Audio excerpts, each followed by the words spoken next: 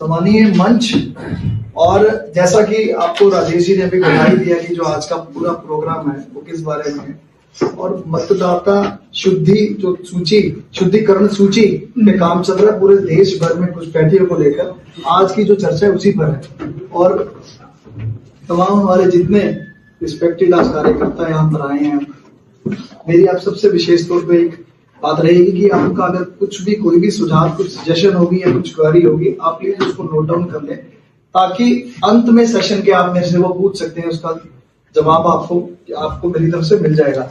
आज ऐसा है कि आप सबको ही स्पोक्स पर्सन बनना है, क्योंकि हर एक कार्यकर्ता ही स्पोक्स पर्सन बनेगा, क्योंकि काफी चीजें हैं, काफी ऐसी जो है कंफ्यूजन है जो क्रिएट की जा रही है कांग्रेस द्वारा, इंडी अलायंस द्वारा, कि भाजपा एक बड़े लेवल पर ये पता नहीं क्यों SIR करवा रही है और क्या वोट चोरी कर रही है, किस तरीके ये चुनाव जीत रहे हैं।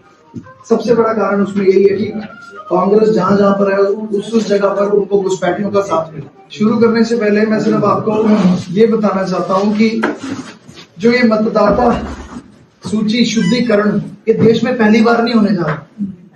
कांग्रेस ये बोल रही है बड़ी जगह जाकर SIR हो रहा है, क्यों करवा रहे हैं, ये आपको पहली बात रखनी है कि ये पहली बार नहीं होने जा रहा।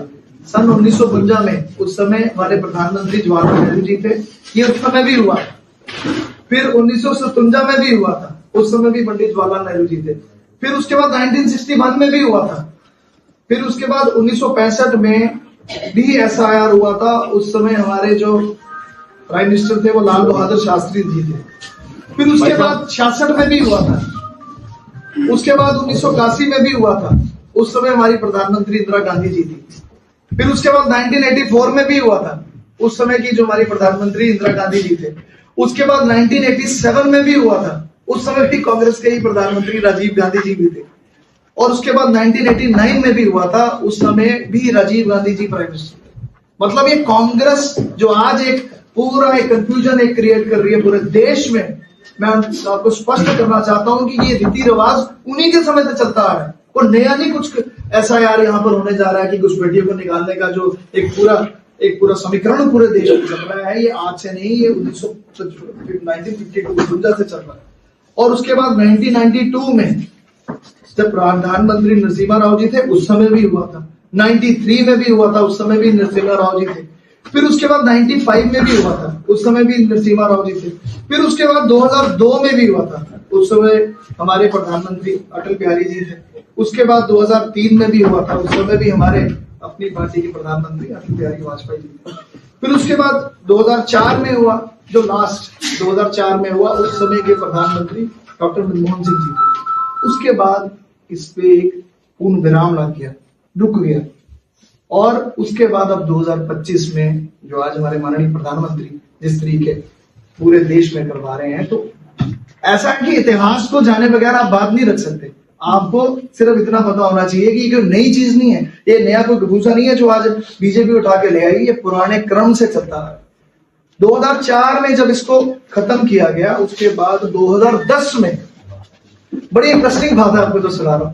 2010 में इलेक्शन कमीशन ऑफ इंडिया की तरफ से एक इसमें अमेंडमेंट भी की गई, उस समय भी कांग्रेस थी। और उसमें अमेंडमेंट क्या की गई कि जो रिटर्निंग ऑफिसर होगा उसको राइट नहीं रहेगा कि अगर किसी की डेथ होती है उस सूची में से उसका नाम काटना।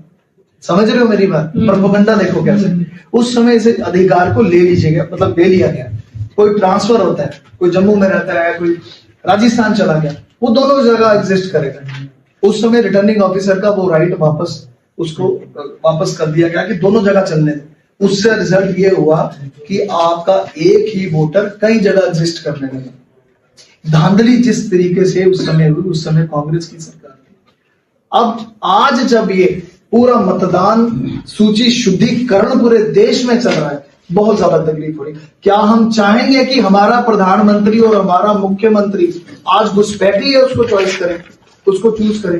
क्या अधिकार नहीं है कि उनको देश से बाहर निकाला जाए?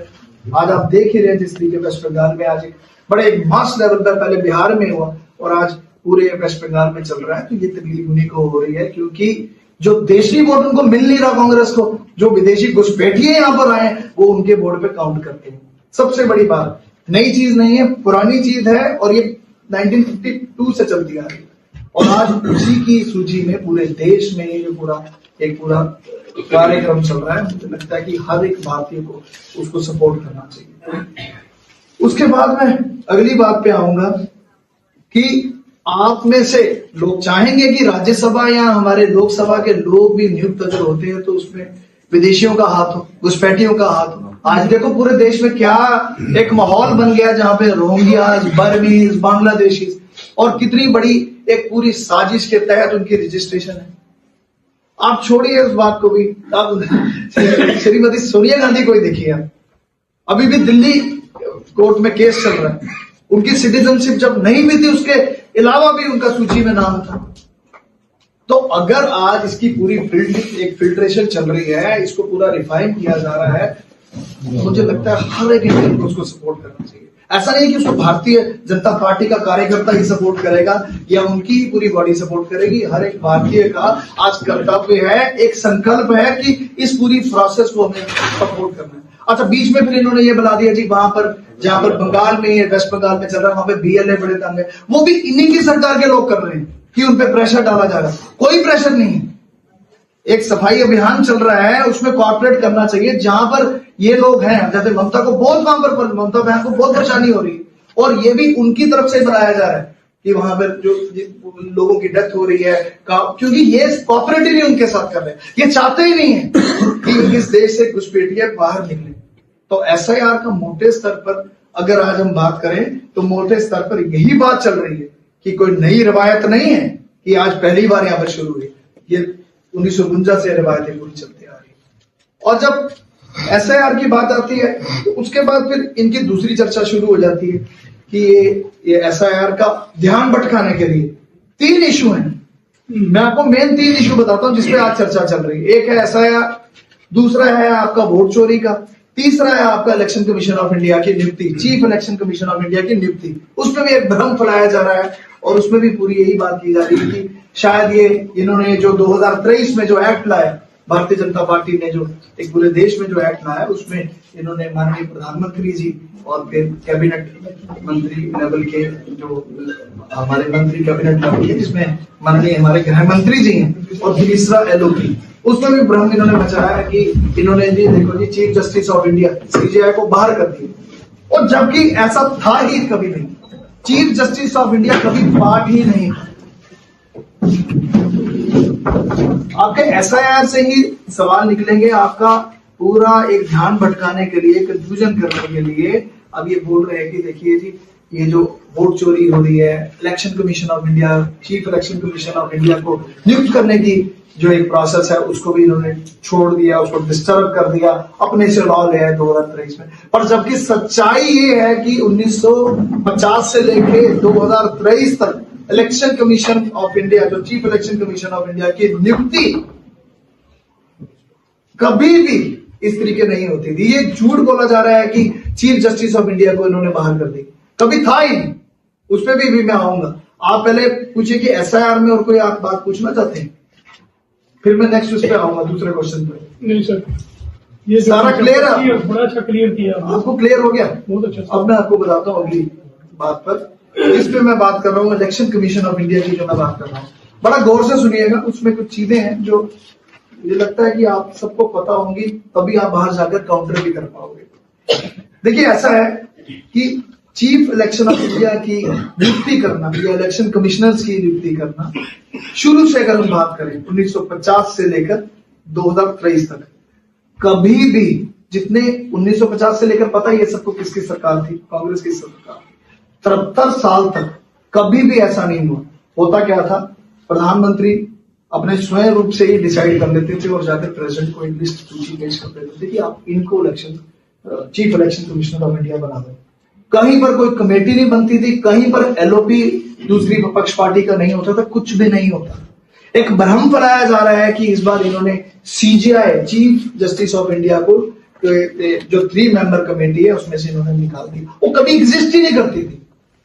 सही माने में जो सच्चाई जो इसकी मैं पूरी बताने जा रहा हूं, लगभग 21 चुनाव आयुक्त और 8 जो आपके इलेक्शन कमिश्नर लगभग जब हुए, वो सारे इस 73 सालों में हुए और उसमें नियुक्ति सिर्फ केवल प्रधानमंत्री जी ने कर दी। वो सिर्फ अपने कैबिनेट मंत्रियों से पूछते थे, हाँ जी फाइनल है तो फाइनल करो। उस समय का एक घटनाक्रम है, अगर आपको याद होगा 2012 में CUC का तब भी वहां पर नियुक्त करना था, और उसमें अडवाणी जी बोलते रहे कि यहां पर आप प्रणाली जी को chief election commissioner of India बना लो। उन्होंने नहीं बनाया, उन्होंने सुना नहीं उनकी बात, BS संपत जी को बना दिया। तो ये आज यहाँ पे चिल्ला रहे हैं कि यहाँ पर बोल रहे हैं कि चीफ जस्टिस ऑफ इंडिया, और ऐसी कंफ्यूजन क्रिएट कर दी कि chief justice of India part था, कभी भी पार्ट नहीं था। एक बात तो आपको क्लियर होना चाहिए, 73 इयर्स में chief justice of India part नहीं था। आज ये भ्रम फैला रहे हैं, पूरी कंफ्यूजन डाल रहे हैं कि चीफ जस्टिस ऑफ इंडिया को इन्होंने लॉ बनाकर बाहर कर दिया। मैं उस पर भी आऊंगा, उसका सच्चाई क्या है मैं वो आपको बताऊंगा। उसके बाद क्या होता है, 2023 जरूरत क्यों पड़ी? अब मैं जब 1950 से लेकर 2023 की बात करूं, 2023 में सुप्रीम कोर्ट में वहां पर एक केस गया जिसको Anoop Barnwal versus union government of India, और उसमें एक निर्णय लिया गया जिसमें हमारी तरफ से सॉलिसिटर जो जनरल थे, एक सुझाव वहां पर सुप्रीम कोर्ट न्यायपालिका, भारत की सबसे बड़ी न्यायपालिका, एक सुझाव उन्होंने दिया कि ऐसा है कि जो नियुक्ति है chief election commission of India की, इलेक्शन कमिश्नर्स की जो नियुक्ति है, वो लगता है कि उसमें कई बार ऐसा है कि उसमें कई बार ऐसा लगता है कि क्या कोई बायस्ड सिस्टम ना आ जाए, कुछ ऐसा ना आ जाए। हमें लगता है कि इस पे हमें कोई ना कोई कमेटी बनानी चाहिए, और उस कमेटी को जब बनाने की बात थी तो उस समय सुप्रीम कोर्ट द्वारा एक आदेश दिया गया, जब तक आपका election chief election commissioner and election commission election act नहीं बनता, बात सुनने वाली है, जब तक ये एक्ट नहीं बनता, क्योंकि ये तो एक्ट ही नहीं बनता। और उसमें सुप्रीम कोर्ट की रूलिंग ये आई मार्च 2023, याद रखिएगा, उसमें रूलिंग ये आई कि जब तक आपका इसका एक्ट नहीं बनता तब तक इंटीरियम एक ऑर्डर किया गया, जिसमें उन्होंने कह दिया जी उसमें chief justice of India, LOP leader of opposition और हमारे प्रधानमंत्री रहेंगे। वो था इंटीरियम ऑर्डर। आपको भी पता है इंटीरियम ऑर्डर पक्का ऑर्डर तो हुआ नहीं, वो एक सजेशन थी, इंटीरियम ऑर्डर था जो कि कुछ देर चला। फिर उसी साल 2023 में कानून बन गया। कंडीशन ये थी जब तक कानून नहीं बनेगा ये इंटीरियम जो ऑर्डर है ये इंप्लीमेंट रहेगा। उस इंटीरियम ऑर्डर में ये लिखा था कि चीफ जस्टिस ऑफ इंडिया, प्रधानमंत्री जी और आपके LOP राहुल बाबू, ये 3 लोग जो अभी हैं प्रेजेंट LOP जो है वो रहेंगे। अब उसको तब तक ही इंप्लीमेंट, इंटीरियम ऑर्डर का तब तक ही चलना था जब तक आपका एक्ट नहीं बनना था। अब 2023 में उसी साल इसका एक्ट बन गया। जब एक्ट बन गया इंटीरियम ऑर्डर खत्म हो गया, ये तो स्वाभाविक है ना, इंटीरियम ऑर्डर खत्म हो गया, और पहली बार किसी LOP को एक मौका मिला, उसको भी 33% का शेयर दिया गया। और जबकि आपको याद रखना चाहिए 73 साल तक कभी भी LOP, चाहे अडवाणी जी भी रहे, सारे रहे, कभी भी किसी को एक मौका भी नहीं मिला कि आप इलेक्शन, जब chief election commissioner of India को नियुक्त करेंगे या इलेक्शन कमिश्नर्स को जब नियुक्त करेंगे उसमें LOP की कोई राय होगी, कभी नहीं हुआ। और पहली बार हुआ उसका 33% की रेशो, वो भी भारतीय जनता पार्टी ने ही उस एक्ट में लिखा। और ये उसका उल्टी ये बात बोल रहे हैं कि चीफ जस्टिस ऑफ इंडिया को निकाला गया, वो तो कभी था ही नहीं। ये तो झूठ, एक भ्रम हर जगह फैला रहे हैं। Chief justice of India was never the part of this, कभी भी नहीं था। वो सिर्फ हुआ उसी समय जब 2023 में एक इंटीरियम ऑर्डर किया गया, और उस समय जब ये 33% और 33% की बोली है, उसमें सीधा जो एक्ट बना उसके तहत बोला गया प्रधानमंत्री जी और LOP और कैबिनेट मंत्री लेवल का, जिसमें हमारे आज की डेट में अध्यक्षता हमारे माननीय गृह मंत्री जी कर रहे हैं, ये 3 लोग डिसाइड करेंगे। अच्छा, फिर उसके बाद इन्होंने बड़ा भ्रम मचाया। इन्होंने ये भ्रम मचा दिया 2 लोग तो इन्हीं के हो गए और एक हमारा LOP अकेला हो गया। अगर हम तीनों में से भी देखें, एक वोट इनका काउंट करो प्रधानमंत्री जी का, एक गृह मंत्री जी का काउंट करो, एक LOP का, LOP है या नहीं है एक बराबर है। फिर उस समय हमारे गृह मंत्री जी ने संसद में बड़ा क्लियर बोला, आज 140 करोड़ की जनता ने तय कर दिया कि मेजर शेयर किसका रहेगा। आप तो हो ही नहीं, आप तो एग्जिस्ट ही नहीं करते। अगर आपको आज अपनी बात रखनी है, आपको उतनी संख्या चाहिए पूरे संसद में, एक्ट तो नहीं बनाया। तो अब ये ऐसा भ्रम फैलाना कि चीफ जस्टिस ऑफ इंडिया हमेशा था, जो है नहीं, ये सब झूठ, ये सब बकवास एकदम चल रहा है, कुछ भी नहीं। और इसी से रिलेटेड मैं आपको बताना भी चाहता हूं कि किस लेवल की धारियां हुई। अगर आपको याद होगा, नवीन चावला बड़ा जबरदस्त एक, जब उसको नियुक्त किया गया chief election commissioner of India, और पुरानी बात बता रहा हूं, उस समय भी जो उस समय के प्रेजेंट जो चीफ गोपाल स्वामी थे इलेक्शन कमिश्नर ऑफ इंडिया, उन्होंने बोला कि ये बायस्ड आदमी, ये आदमी ठीक नहीं, उस पर केस भी चल रहे थे, बट डिस्पाइट दैट उसको फिर भी chief election commissioner of India बनाया गया। अब देखो किस लेवल पर धांधली इस पूरी कांग्रेस ने की, और आज जब शुद्धिकरण की एक बात चल रही है तो ये कहीं ना कहीं पे आरोप देते हैं ये वोट चोरी होगी, या ध्यान भटकाना है ना, सबको कंफ्यूज करना, जितने भी भारतीय जनता पार्टी की पूरी फौज है पूरे देश में, सबको कंफ्यूज करना, बट जबकि सच्चाई यही है। और ये सारे अंश आपको अलग अलग जगह पे पूरे डिटेल्स में मिल जाएंगे। कभी भी आपसे कोई पूछ ले, एक बेसिक सवाल है जो आज आपसे सारे पूछ रहे हैं, ये लोग घुसपैठिया जो एक बचाव रैली निकाल रहे हैं, कांग्रेस निकाल रही है ना घुसपैठिया बचाव रैली, जम्मू में भी निकाल दी उन्होंने, और उसमें यही बड़े बोल रहे हैं कि देखो जी चीफ जस्टिस ऑफ इंडिया 2023 में एक इंटीरियम ऑर्डर था सिर्फ, जिसमें कुछ देर के लिए चीफ जस्टिस ऑफ इंडिया था, वो तो पहले कभी था ही नहीं। तो मुझे लगता है ये भी चीज आपको क्लियर होगी, जो एक आम चर्चा पूरी बनी। इसमें अगर आप कुछ पूछना चाहते हैं तो पूछ सकते हैं, या क्लियर है आपको? तीसरी जो सबसे बड़ी बात मैं करने जा रहा हूं, जिसपे ये वोट चोरी का इन्होंने शोर डाला, और राहुल गांधी ने स्वयं रूप से 3 सवाल भी पूछ लिया वहां पर कि ये जो भाजपा है और एक क्लियर कट खड़े में कर दिया, अब ये 3 सवालों का जवाब दे दो। और उसमें मेजरली जो इनके सवाल यही थे कि आप वोट चोरी करते, सबसे बड़े वोट चोर तो यही है। मुझे याद है कि अगर आप सब भी जानते होंगे, अगर इतिहास के पन्ने आप खोले हैं, उस समय की उस समय कांग्रेस की जो कमेटी थी वहां पर तय था 1946 में, जो देश का माहौल था जब अब आजादी की तरफ बढ़ रहे थे, उस समय एक बड़ा एक चीज तय थी कि कांग्रेस का प्रेसिडेंट जो भी होगा वही प्राइम मिनिस्टर होगा, ठीक है ना। तो उस समय पटेल जी को 15 में से एक प्रांत 15, कांग्रेस उस समय बड़े मुख्य धारा पे अपना काम कर रही थी, एक उस समय पूरी 15 प्रांतों में से 3 लोगों को चूज करने का मौका मिला कि हमारा प्रेसिडेंट कौन होना चाहिए 1946 में। मैं आपको इतिहास इसलिए बता रहा हूं ताकि आप लिंकेज कर लो, आगे जाकर आपको कोई पूछ भी ले तो आप क्लियर कर बता दो। 3 लोगों का नाम है, जिसमें पटेल जी का था, जवाहरलाल नेहरू जी का था, और JB कृपलानी जी का था। वो उस समय जनरल सेक्रेटरी थे कांग्रेस के, और उस समय क्लियर कट बोला गया, 15 प्रांतों से फिर राय ली गई कि कौन होना चाहिए प्रेसिडेंट कांग्रेस का। तो सबसे बड़ा जो भरपूर प्यार मिला वो पटेल जी को ही मिला। पटेल जी को मिला क्योंकि पटेल जी को सारे चाहते थे। नेहरू जी को एक भी वोट नहीं मिला, और गांधी जी का एक ऐसा प्यार था नेहरू गांधी जी के लिए, और उन्होंने कहा कि हम तो इन्हीं को देखना चाहते हैं। और मानो उस समय की घटना बता रहा हूं, उस समय के जो कांग्रेस के जो उस समय प्रेसिडेंट थे मौलाना अब्दुल कलाम, उनको गांधी जी ने लेटर भी लिख दी। और लेटर कब लिखी? 20 अप्रैल 1946 को, कि अब देश 1947 15 अगस्त को आजाद होने जा रहा है, और हम चाहते हैं कि इस देश का नेतृत्व पंडित जवाहरलाल नेहरू जी करें। और उनको बोल दिया कि अब आप इस पद को छोड़ दें, और अगला जो हमारा प्रधानमंत्री होगा Pandit Jawaharlal Nehru ji. It was decided 1947 15 अगस्त को देश आजाद हुआ। सही माने पर 1952 में वो आपका एक वर्किंग प्रेसिडेंट के रूप में वो चलते रहे पंडित जवाहरलाल नेहरू जी। और उसके बाद इंटीरियम जो टाइम चलते रहे, उसके बाद जब उनको चुनाव हुआ जब 1952 में, सबसे बड़ी वोट चोरी किस तरीके, पटेल जी को 15 में से 12 वोट मिलना और नेहरू जी को 0 वोट मिलना। और उस समय ये सब कुछ देखते हुए भी उनको मजबूर किया गया पटेल जी को, और उन्होंने अपना नाम नियुक्ति से वापस ले लिया। और सेम उस तरीके जो कृपलानी जी उन्होंने भी वापस ले लिया, और चुप करके एक ऐसा पता नहीं क्या भाव, ऐसा क्या प्यार कि उस समय फिर उनका नाम दे दिया, और वो फिर उस समय प्रधानमंत्री बन गए। सेम घटना। अब मैं 3 मेजरली चीजें बता रहा हूँ। एक वोट चोरी सबसे बड़ी जो 1952 में हुई, ऑफिशियली सबसे बड़ी एक ऐसा, और जो पूरे देश चाहती थी, सारे चाहते थे पटेल जी आए, पर किसी तरीके उनको उसमें उस सूची में चाहिए, वो मजबूर कर दिया गया और उनको अपना नाम वापस लेना पड़ा।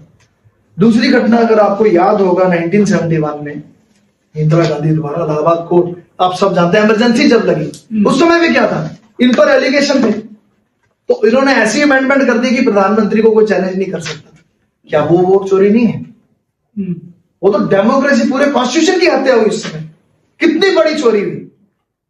तो आज ये भी उनको बताना जरूरी है, जो वोट चोरी आप कर रहे हैं, आप अपने खानदान में देखिए किस तरीके वोट चोरी का एक पूरा षड्यंत्र, मानो इनके डीएनए में लिखा था, कि पूरा षड्यंत्र कब से चलता रहा। और सबसे बड़ी बात जो मैंने शुरू में भी बताई, तीसरी वोट चोरी सोनिया गांधी द्वारा, जो आज भी दिल्ली में कोर्ट केस चल रहा है उनकी सिटीजनशिप को लेकर। जब वो सिटीजन ही नहीं थी तो उस सूची में, जो चुनाव सूची थी, उसमें उनका नाम कैसे, वो कैसे वोट कास्ट कर रही थी? क्या वो वोट चोरी नहीं है? ये मुख्य तौर पर कुछ ऐसी बातें हैं जो आपको पूरी पता होनी चाहिए कि कल को आपको कोई पूछ ही ले, और इसका बड़ा डिटेल में अगर आपसे कोई भी कुछ पूछ ले, बड़े साधारण भाषा में यही आंसर है इसके। अधिनायक जय हे भारत भाग्य विधाता, पंजाब सिंध गुजरात मराठा द्राविड़ उत्कल बंगा, विंध्य हिमाचल यमुना गंगा, उछल जलधि तरंगा, तब शुभ नामे जागे, तब शुभ आशीष मांगे, गाए सब जय गाथा, जन गण मंगल दायक जय हे भारत भाग्य विधाता, जय हे